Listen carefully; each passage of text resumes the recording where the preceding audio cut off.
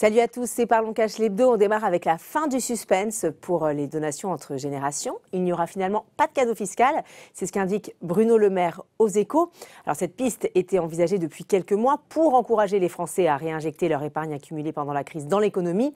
Comment ? Eh bien en transmettant une partie à leurs enfants et petits-enfants réputés plus dépensiers.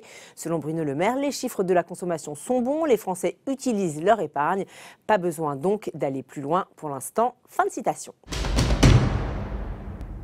Et on poursuit avec la carte bancaire, grande gagnante de la crise. Selon la Banque de France, la part des paiements par carte n'a jamais été aussi élevée qu'en 2020, alors que dans le même temps, le paiement en espèces, lui, décline. Ainsi, pour 1 000 € dépensés, seuls 166 sont payés en liquide. C'est évidemment grâce à la pandémie, les ménages ont moins consommé et donc ont eu moins besoin de retirer du cash, alors que le paiement sans contact, lui, continue de cartonner avec le relèvement du plafond à 50 €.